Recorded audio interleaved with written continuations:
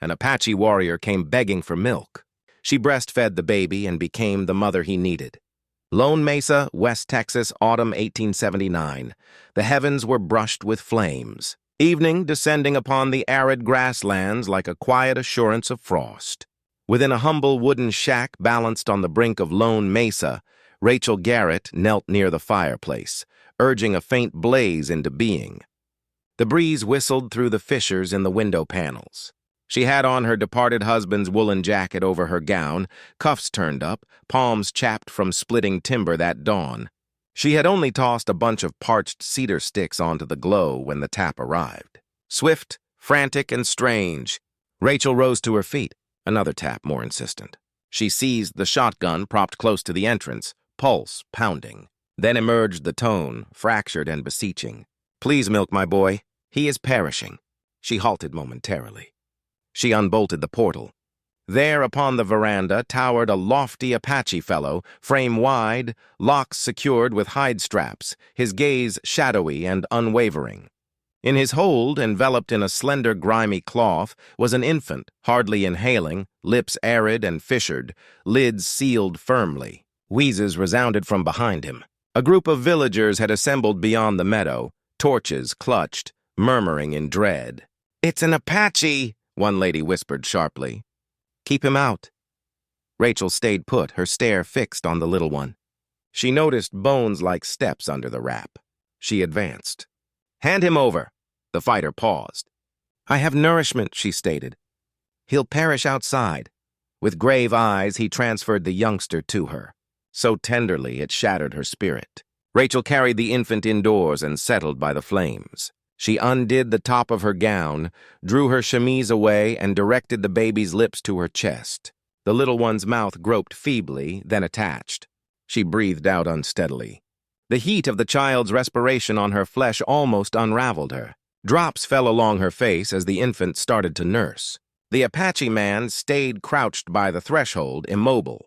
The blaze's gleam danced across the marks of exhaustion carved into his features, across the injury by his neck that had scabbed with gore and soil. "You rescued him," he murmured, tone hoarse. "You rescued us." Rachel offered no response. She merely held the youngster nearer, swaying just a bit. The child's tiny hands twitched. "What's his name?" she asked softly. "Elon," he replied. "Elanantan." No," she said gently. "The baby," he hesitated. "He was born as Taklashim, but we have not spoken his name since his mother died." Rachel nodded, heart-clenching. Behind them, a gust of wind slammed the shutter. From outside, voices still lingered, angry murmurs, fear disguised as righteousness. Rachel stood, still holding the child. She walked to the open door. The townsfolk watched from the dark. "He's just a baby," she said, her voice firm. "And no child starves on my porch, huh?" Nobody answered. One by one, the lanterns turned away. Inside, Alan Nanton slowly unfastened a leather cord from around his neck. From it hung a single feather, broad and spry with dark tips. He held it out to her.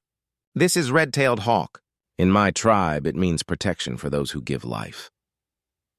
Rachel looked at it, then at him.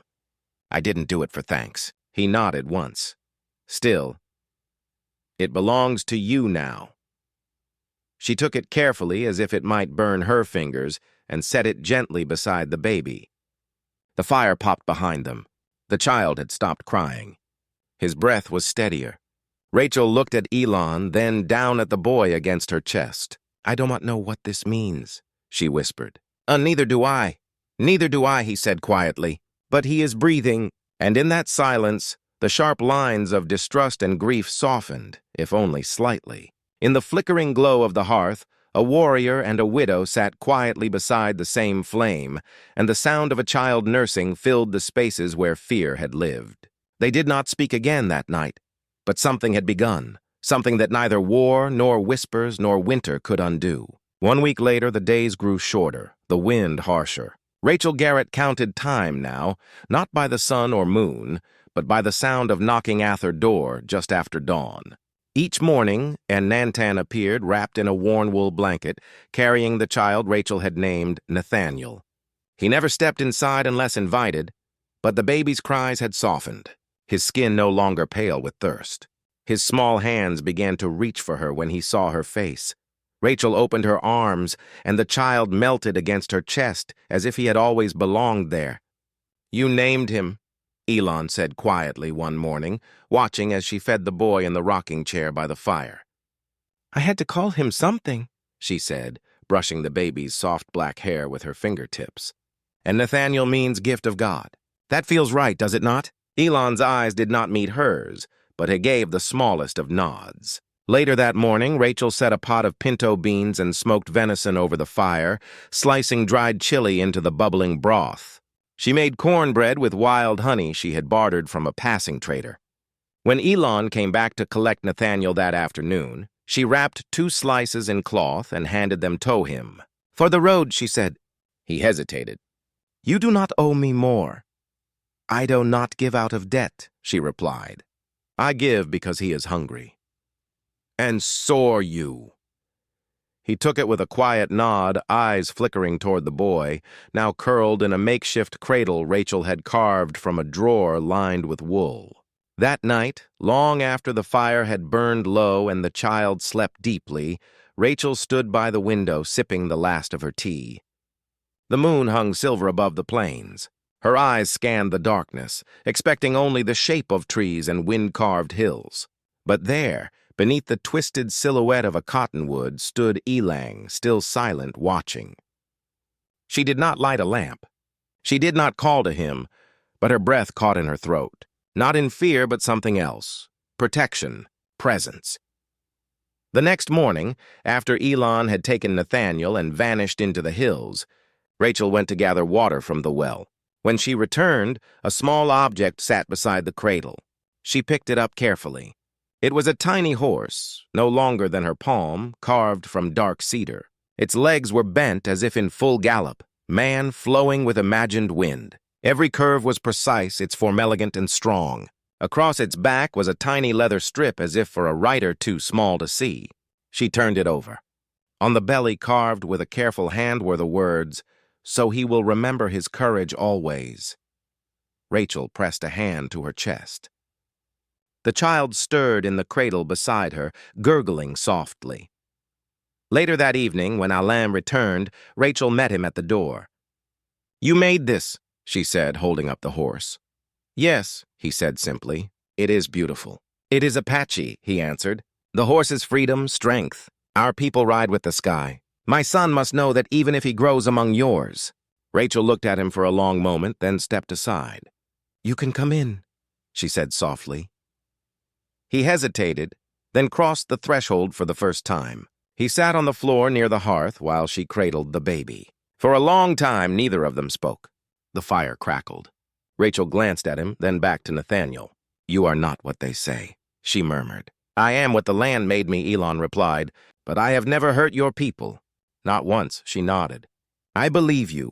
Outside, the coyotes cried into the night. Inside, a flame flickered in more than just the hearth. Trust had taken root, not in grand words or declarations, but in small, silent things. A bowl of soup, a carved horse, a man who stood in darkness, not to threaten, but to guard, and a woman who was beginning to understand that her home had grown not only warmer, but fuller of something she thought she had lost. Family. The fire had burned low. Outside, wind scratched along the walls of the cabin like an animal trying to get in. Inside, Rachel stirred the coals with the iron poker, watching them pulse red, then dim again. Elon sat across from her, knees bent, hands resting loosely over them. Nathaniel slept soundly in the cradle between them, one small hand clutched around the carved horse. Rachel broke the silence first. "Had red hair?" she said. Her voice barely rose above the wind. "My son Elijah, just a wisp of it, like the color of a burning leaf in autumn. He was 6 weeks old when the fever came." Alan said nothing, but his gaze never left her. "I tried everything. Cool cloths, willow bark tea. I held him against my skin for hours, hoping my warmth could fight the cold taking him." She looked into the flames. It did not. The silence grew long again. "My husband left 3 months later," she added, "said he could not stay in a house that reminded him of a grave." The land did not move, but slowly he reached into the pouch at his waist and drew out something wrapped in deerskin. He handed it to her without a word. Rachel unfolded the cloth. Inside was a square of rough linen stained by time. At the center, embroidered in golden thread, was a sun with long, spindled rays. The stitches were imperfect but careful, done by a loving hand. "My wife," Elon said. His voice was low and even. "She made this for our son's naming day. He never received it. Soldiers came the next moon. She died protecting him, both gone before the earth turned warm again." Rachel held the cloth as if it were made of glass. "In our tribe," Elon continued, "the heals what words cannot. That is what she told me once." Rachel swallowed hard. "And now you carry the sun." Elon's jaw tensed. "Sometimes I think I carry only shadow." She reached across the cradle, fingers brushing his lightly. "You brought him to me," she said. That was light. He looked down at their hands, then back at the sleeping boy. "I feared you would turn us away. I feared I had no more to give." The fire cracked, spitting sparks. They sat like that, two people bent by loss but not broken. "Not anymore." Rachel folded the cloth again carefully and tucked it into the folds of her skirt. "I will keep it safe," she whispered. "I promise." Elon nodded. Then, as the wind howled beyond the walls, Rachel leaned her head back against the wooden beam behind her. Elon shifted, placing another log into the fire. They did not speak again that night. They did not need to. Some silences carried the weight of whole lives, and in the stillness between them, something fragile but strong began to take root, something that could not be named yet, but was beginning to feel like healing. Word traveled fast in Lone Mesa. By the fourth day, Rachel could feel it in the way people paused on the dirt road outside her cabin. How whispers floated just a breath too loud to be mistaken for passing wind. "They say she is nursing a Redskins baby." "Not nursing, raising him like he is her own. She has lost her mind." The words drifted like smoke through town, staining everything they touched. That afternoon, the rumble of hooves broke the still air. Rachel was inside, cradling Nathaniel to her chest, when she heard heavy boots hit the dry ground outside. A harsh voice called her name, urgent and angry. "Rachel Garrett, come out here right now." She stepped onto the porch, the baby nestled in her arms, one tiny mouth rooting gently against her shoulder. The air smelled of hay and dust. 6 men stood in her yard. At the front was Amos Dillard, owner of the feed store, fists clenched and face reamed with rage. Behind him was Caleb Nix and Henry Barlow, and 3 others Rachel barely recognized. Their rifles hung across their backs ready. "You are betraying your kind," Amos growled, voice trembling on the edge of fury. "Sheltering that Apache, feeding his child. Do you even remember what they did in these parts? You forget the raids, the blood." Rachel looked down at Nathaniel's sleeping face, pale and trusting. "I remember loss," she said softly. "I do not need reminding what it looks like." "He is not one of us," Caleb shouted. "That baby is not one of us." "He's a child," Rachel said, calmly. "And he is hungry." She walked down the steps, bare feet against the warm earth, and stood directly in front of the group. The baby stirred, stretching a tiny hand. Without hesitation, Rachel adjusted her shawl, shifted Nathaniel in her arms, and brought him to her breast. Gasps rippled through the men like a cold gust. Their rifles trembled with surprise. Rachel lifted her chin, unwavering. "This child is not your enemy." "But you are sounding like mine." No one spoke. The air thickened. A silence so loud it thundered. Then slow measured footsteps approached from the side road. Rachel watched, weary and tense. Miriam Quinn, widow of the town's first preacher, gay-haw and sharp-eyed, walked into view. She carried a small covered pot heavy in her hands. She did not speak as she crossed the yard. She passed the circle of men, past their glares and grumbles, and set the pot gently on the front step. "Chicken stew," she said quietly. "With barley for the baby, for the mother." She looked at Rachel, then at Nathaniel. "Feed him. That is what mothers do." Then she turned and walked back down the road, head held high and unafraid. The silence that followed was heavier than the midday sun. Amos spat into the dirt.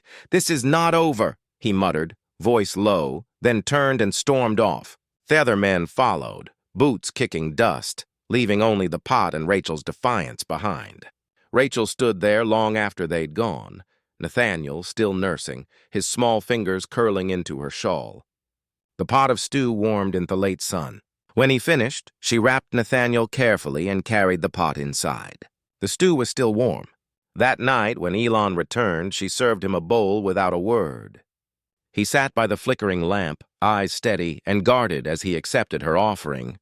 The cabin smelled of broth and barley, a fragility felt in every quiet moment. He ate slowly, quietly. When he finished, he set his bowl aside and looked at her.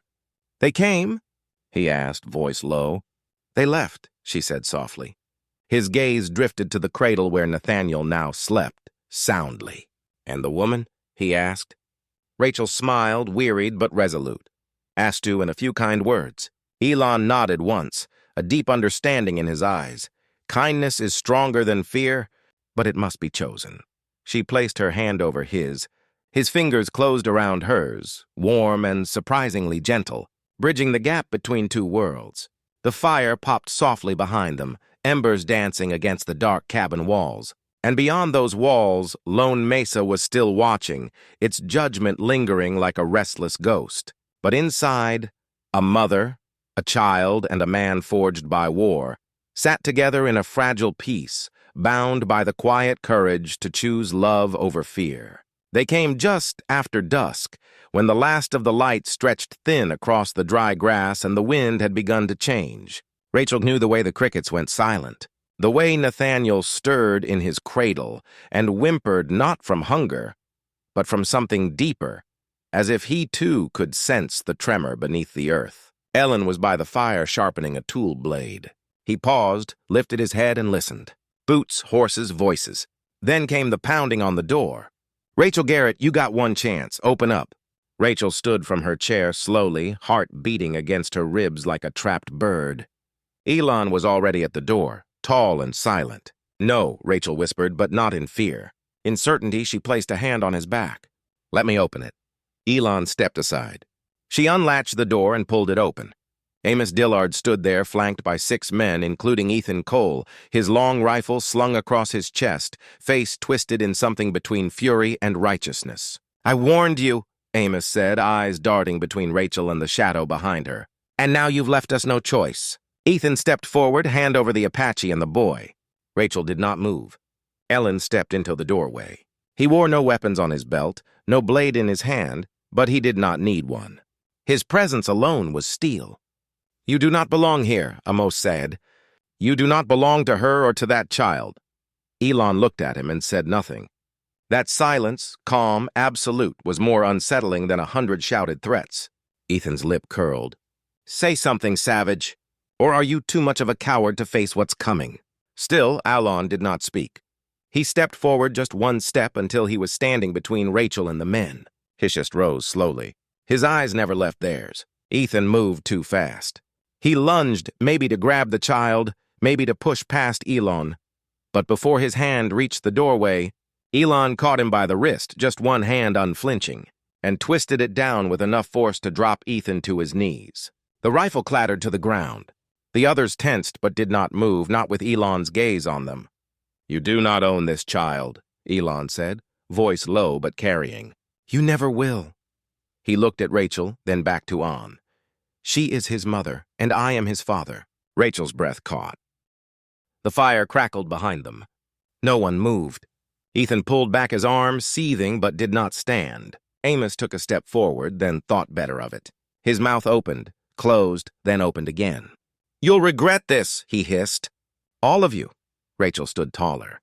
"You are not the law here, Mr. Dillard, and neither is your fear." Amos stared at her, then at Alain, then turned. "Let's go." One by one, the men followed. Ethan last, rubbing his wrist, muttering curses under his breath. When they were gone, Rachel shut the door slowly, then leaned against it. Elon picked up the fallen rifle and set it gently against the wall. "Are you hurt?" she asked. "No," he said simply.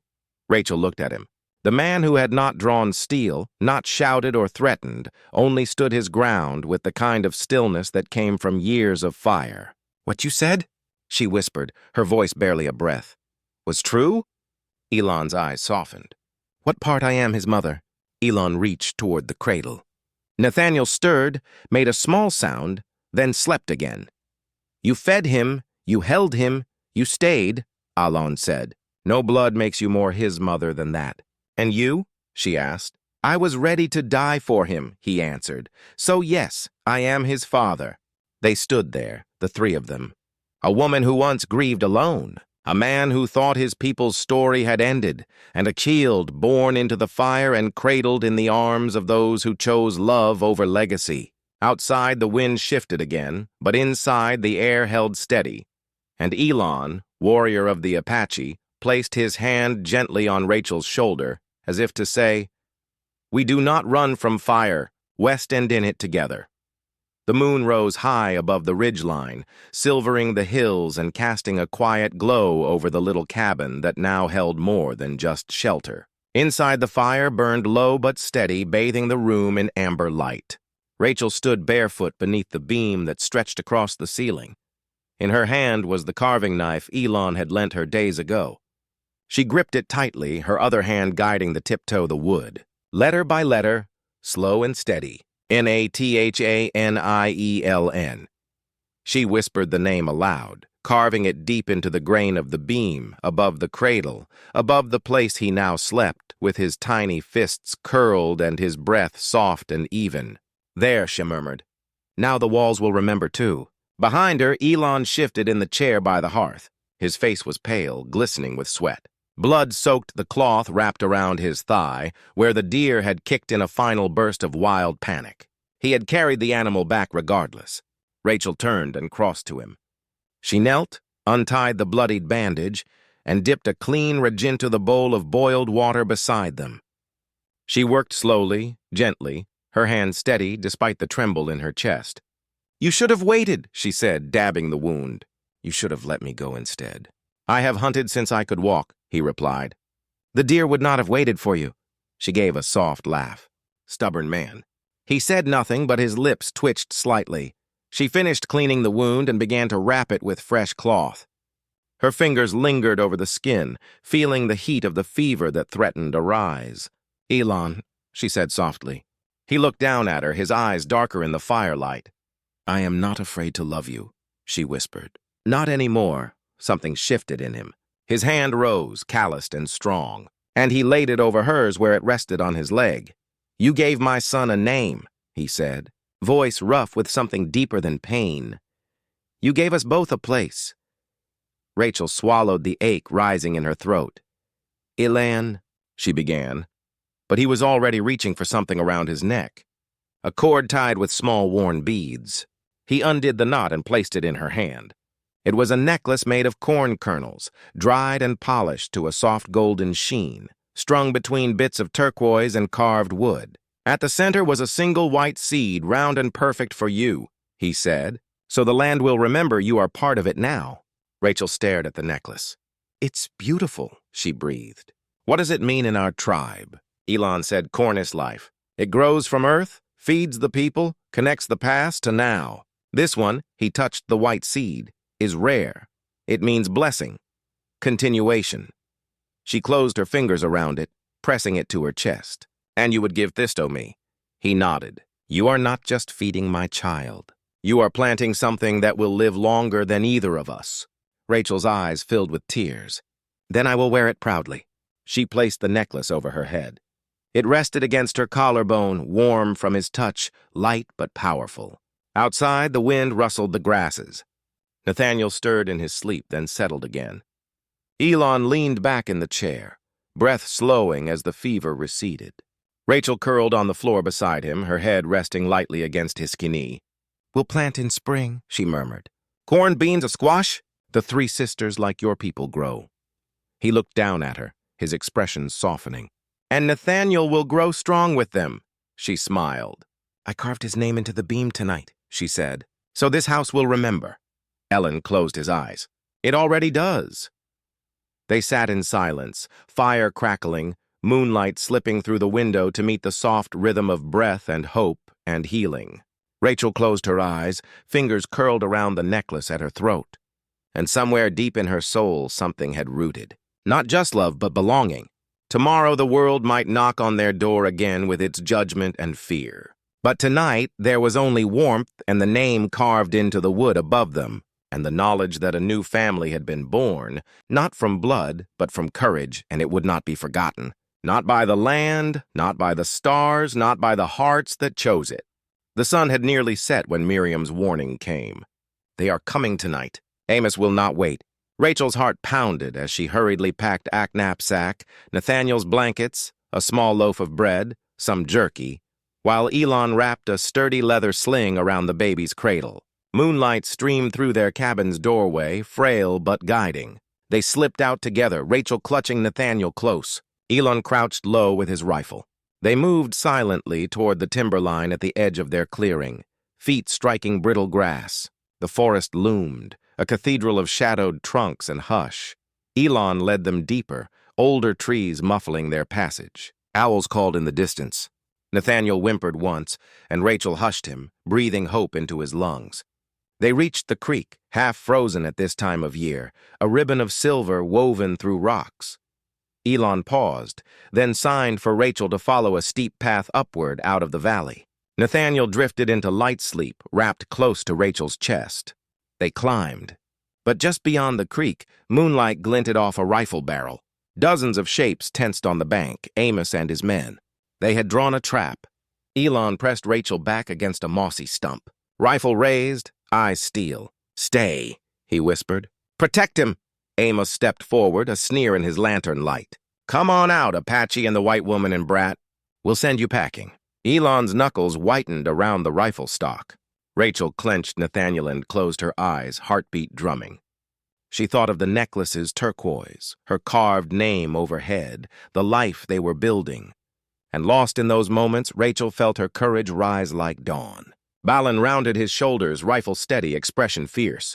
A thin breath of wind slid through the trees. Then a shot rang out, not from Amos's side, but from behind them.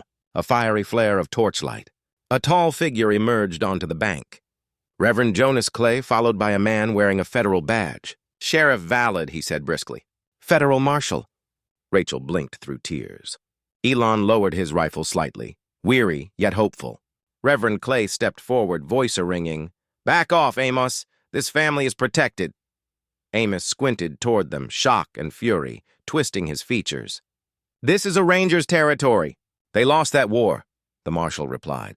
"This child and his mother and his father are under federal protection. One step further, and you take on the United States." A murmur ran through the men. Amos spat on the ground. "We will remember this," he promised. "Won't see the last of us." The marshal raised his hand. "Leave now, and consider this your only warning." Amos glared at Rachel, at Ellen, then back at the marshal. With a final sneer, he motioned to his men. They retreated, boots slapping dirt camp lanterns, bobbing and vanishing. Pena stepped into dignity. Taking a deep breath, Rachel looked up and saw Amos standing. The moonlight returned fully, and the forest sighed. Reverend Clay approached, Reverend's coat dusted with leaves and frost. "Are they hurt?" he asked, urgency softening his tone. Elon knelt beside the creek under the full glow. He examined his left thigh, torn cloth. A full year had passed since the night they stood by the creek, blood and law mingling in moonlight. Seasons turned over the red hills of Lone Mesa, and Rachel's cabin had grown, not just in walls and structure, but in spirit.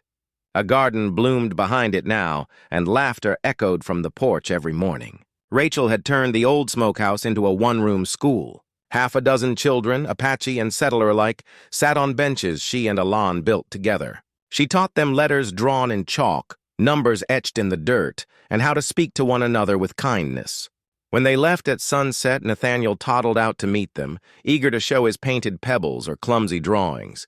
Inside the home, a land carved in silence. Day after day, he shaped wood from the tall pines he had felled himself, smoothing the grain with hands that once knew only weapons. The crib he built was sturdy, polished, and beautiful. On its side, he etched Apache. Symbols, wind, protection, and new beginnings. And on a quiet Sunday morning, he placed it beside Rachel's bed, his dark eyes glinting with quiet pride. That evening, as the stars pierced the sky, Alan brought Rachel to the fire circle behind their home.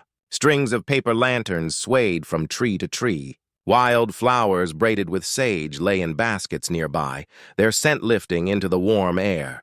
Nathaniel sat on Miriam Quinn's lap, playing with a ribbon. Rachel turned to Elon, curious. He knelt down on one knee, opening his palm.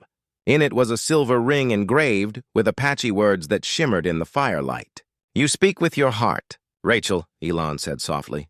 "Will you live with me not as mine, but as my equal?" Rachel's breath caught. She knelt beside him, wrapped her arms around his neck, and pulled him close. "I am already home."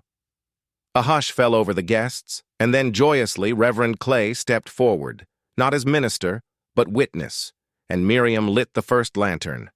Their ceremony was simple. Rachel wore a dress sewn by the Apache women Elon had quietly brought from the hills. It bore beadwork in soft blues and whites, echoing the sky. Around her waist, a sash woven with Elon's tribal symbols. Her hair was loose, wild with flowers. They stood beneath a hand-built arch of wood and wild vines.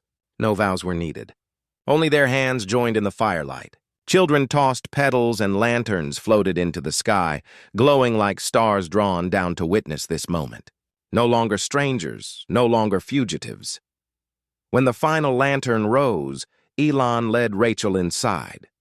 There he reached for the thick crossbeam above their hearth. With his carving knife, he etched two names side by side, Rachel Nantan Nathaniel.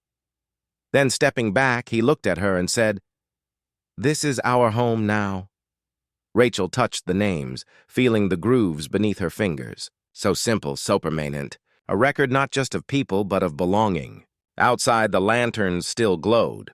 Inside, laughter and warmth. Under the endless Texas sky, two hearts, once broken, once guarded, had chosen not to just survive, but to live together.